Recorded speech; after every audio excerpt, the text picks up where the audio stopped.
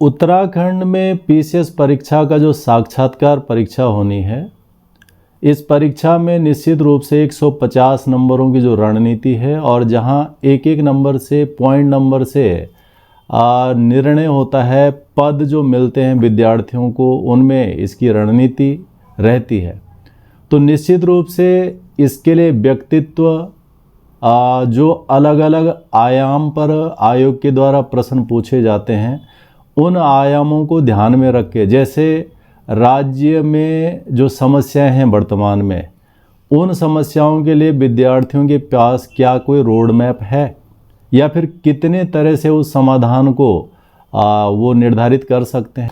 तो इस व्यक्तित्व के अलग अलग आयाम जो हैं, चाहे वो सांस्कृतिक परिप्रेक्ष्य से प्रश्न होगा, चाहे भौगोलिक समस्याओं से जुड़ा प्रश्न होगा, या फिर दूर दराज की समस्याओं के प्रश्न होंगे, या फिर पलायन से संबंधित जो है प्रश्न होंगे, या फिर जो युवाओं के लिए उत्तराखंड सरकार लगातार कहती है कि हम उनके लिए नई योजनाओं को लेके आ रहे हैं। इन तमाम पर्सपेक्टिव में जो आज बनने वाले अधिकारी हैं, उनका क्या थॉट है, उनका क्या एक रोड मैप है, इन चीज़ों को ध्यान में रखते हुए एकलव्य आईएएस अकेडमी के द्वारा इंटरव्यू की तैयारी कराई जाएगी और अंतिम परिणाम के लिए जो तैयारी आरंभ करने की आवश्यकता है, वो संस्थान में 13 दिसंबर 2025 से मॉक इंटरव्यू के साथ में आरंभ हो रही है।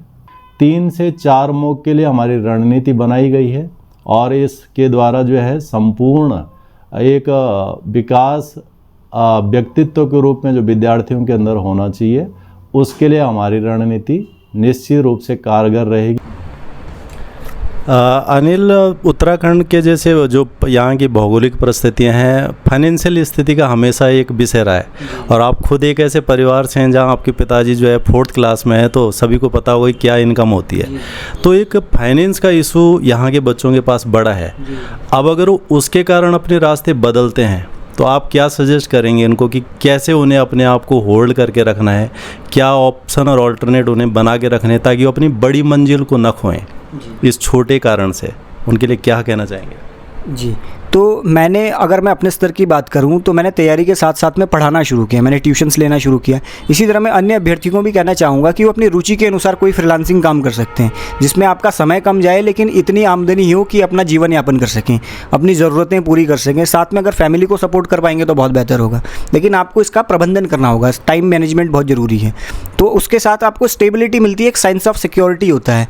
साथ ही साथ मैं यूँ कहना चाहूँगा कि अंधी रेस में दौड़ने से कुछ नहीं होगा। आपको अपना एक प्लान बी भी होना चाहिए। आप 2-3 साल अपनी तैयारी को शार्प करने में कीजिए, अपना कंटेंट पढ़िए, विषय वस्तु को अच्छे से तैयार कर लीजिए। उसके बाद आपके पास अगर सफलता नहीं मिल रही है तो प्लान बी भी रखिए। उससे आपको ये होगा कि अगर आप यहाँ पे सफलता प्राप्त नहीं करते हैं तो आपके पास कोई पीछे प्लान है जिस पे आपके काम करके अंतिम रूप से अपना जीवन यापन कर सकते हैं। ऐसे ही मैंने भी अपनी परीक्षाओं के साथ साथ मैंने मास्टर्स कर लिया था अपना, उसके साथ में मैंने यूजीसी नेट कर लिया, तो मैं पढ़ाने के योग्य हो गया था, यानी कि यूनिवर्सिटी में असिस्टेंट प्रोफेसर पढ़ा सकता था। तो मेरे पास फॉल बैक प्लान था, जो मेरे को एक कॉन्फिडेंस देता है इस तैयारी में भागने के लिए।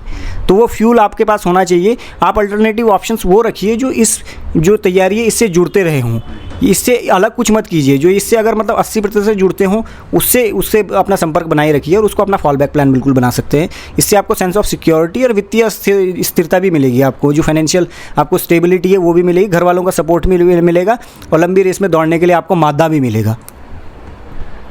एक जो उत्तराखंड में जो परीक्षाओं का जो पूरा टेन्योर होता है कंप्लीट होने का, वो एक थोड़ा लंबा होता है। जैसे आप लोगों का था 2021 और 22 और 23 और 24 में जाके पूरा हो रहा है।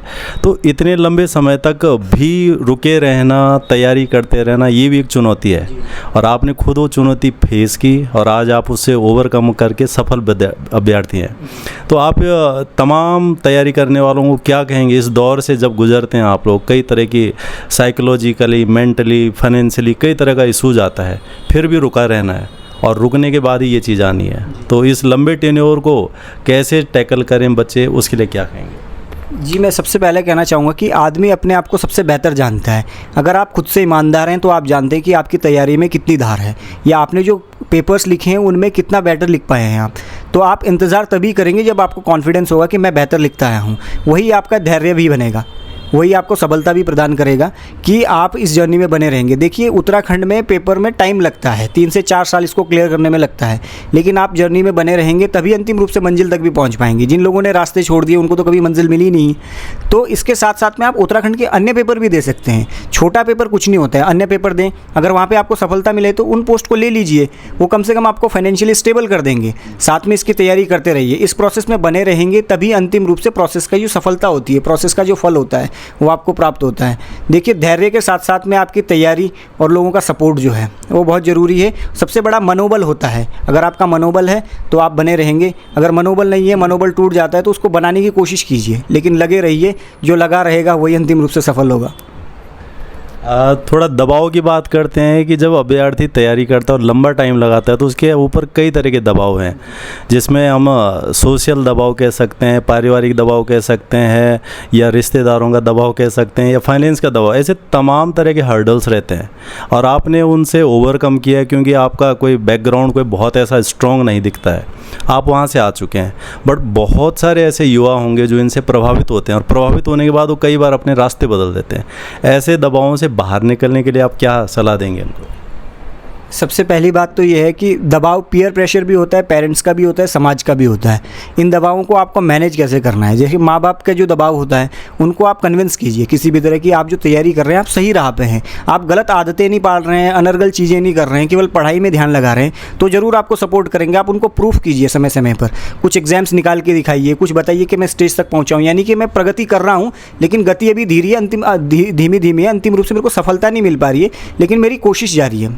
वो आपको सपोर्ट करेंगे। जहाँ तक समाज का दबाव या अन्यत्र दबाव है उसको आप मैनेज कीजिए, उसको स्वीकार कीजिए, बस उसको मन के ऊपर लेने की बात नहीं है, उसको केवल एक कान से सुनिए दूसरे कान से निकाल दीजिए। आप अपने को बेहतर जानते हैं, इसलिए आप अपना खुद का साथी बनिए। मैं एक बात बार बार कहता हूँ कि अकेलेपन में आप अकेलापन न महसूस करें जब आप अकेले में हों, यानी कि आप खुद का अगर खुद स्तंभ बनेंगे, खुद की बैक खुद बनेंगे, तभी आप आगे बढ़ पाएंगे। और इस दबाव को देखो, दबाव कई तरह के हैं, शादी को लेकर दबाव होते हैं, या फिर कोई नौकरी को लेकर दबाव होता है, या फिर समाज में शामिल होने को लेकर दबाव हो सकता है। आप इन चीज़ों को मैनेज करेंगे अगर पढ़ाई को ही प्रायोरिटी बनाए रखेंगे। इन चीज़ों को आपको मैनेज करना है, समाज में भी शामिल होना है, समारोह में भी शामिल होना है, लेकिन साथ में अपने पढ़ाई को प्रायोरिटी बनाए रखना है। यानी कि आपको 6 घंटे पढ़ना है तो 6 घंटे पढ़ना है, उसके बाद आप समाज में शामिल हों तो उससे आपकी पढ़ाई के ऊपर कोई प्रभाव नहीं पड़ेगा, या फिर आपको अन्य कार्य कोई करना है तो उससे भी कोई प्रभाव नहीं पड़ना है, लेकिन पढ़ाई को प्रायोरिटी बनाए रखिए और निरंतर प्रयास करते रहिए, सफलता ज़रूर मिलेगी। अनिल, आप पूरा आपने जो एक अभी तक का जीवन मसूरी में गुजारा है, और मसूरी में जो है पूरे भारत के सबसे बड़ा प्रशिक्षण केंद्र है सिविल सेवा का, लाल बहादुर शास्त्री एकेडमी। वहाँ से कुछ आपको कभी किसी तरह का प्रेरणा या किसी तरह का मोटिवेशन मिला है, या फिर उत्तराखंड के बारे में जैसे कहते हैं कि यहाँ पर है, तो यहाँ के युवाओं में किस तरह का मोटिवेशन आता है उस एकेडमी के बारे में सुन करके, देख करके, जान करके, या फिर ये स्थिति ऐसी है चिराग तले अंधेरा की है परंतु पता नहीं है? क्या कहना चाहेंगे इसमें? जी, तो जहाँ तक लबासना की बात है, जो भारतीय प्रशासनिक सेवा अकादमी है, तो वो मेरे जहाँ पे मैं आवास है, नगर पालिका का मुझे आवास मिला, तो उसके जस्ट सामने है। तो मुझे सुबह उठते शाम ढलते वो अकादमी दिखती है, तो मेरे लिए हमेशा से प्रेरणा का स्रोत रहा है। मैं पापा से अक्सर पूछा करता था कि ये अकेडमी है मतलब क्या है, तो पापा बताते थे कि यहाँ पे जो IAS होते हैं, PCS IPS होते हैं, उनकी ट्रेनिंग होती है। तो मैं सोचता था कि अच्छा ये क्या होते हैं। फिर मेरे पापा जो हैं अनुचर जो रहे वो रामशरण रावत जी जो हैं उनके सानिध्य में रहे, और उनके बेटे जो हैं IAS निकले थे, श्री दीपक रावत जी। तो उन्होंने मेरे पिताजी को एक सलाह दी थी कि आप अपने बच्चों को पढ़ाइए, वही आपकी वास्तविक पूंजी है। तो वहाँ से भी मेरे को प्रेरणा मिली कि हमारे जो डिपार्टमेंट हैं नगर पालिका में से ही 2 लोग सेलेक्ट हुए थे, अनिल रतूड़ी जी और दीपक रावत जी। तो मुझे लगा यार मुझे भी करना है, मुझे भी इस डिपार्टमेंट का अच्छा नाम बनना है। तो मैं तीसरा व्यक्ति हूँ, मुझे बड़ा गौरवान्वित भी महसूस होता है कि मैं उस कड़ी से जुड़ पाया। ये उत्तराखंड के लिए न केवल पूरा भारत के लिए प्रेरणा का स्रोत है कि इस अकादमी में प्रवेश पाना है, इस अकादमी में प्रशिक्षण लेना है। तो हमारे लिए मोटिवेशन बनना चाहिए। जब हमारे देश में है, हमारे उत्तराखंड में और हमारे शहर में है, तब तो मोटिवेशन का एक पुंज बनता ही है। आप लोगों को मोटिवेशन लेना चाहिए और हम लोगों को इसके लिए प्रयास तो करना ही चाहिए। सफलता असफलता अंतिम रूप है, लेकिन हमें इसके लिए प्रयास करेंगे तो प्रयास के चलते चलते हम इस जर्नी में, इस यात्रा में बहुत कुछ सीखते हैं, और जो लोग प्रयास करेंगे वही अंतिम रूप से सफल होंगे। अनिल, तमाम हर्डल, तमाम समस्याओं से निकल करके आप एक सफल अभ्यर्थी अब हैं, सफल कैंडिडेट हैं, और अब आप एक तरह से समाज की, राज्य की, परिवार की पूंजी की तरह हैं। अब इस बदलाव के बाद आपको क्या महसूस होता है, या आप तमाम उन लोगों को क्या कहेंगे जो अभी भी इस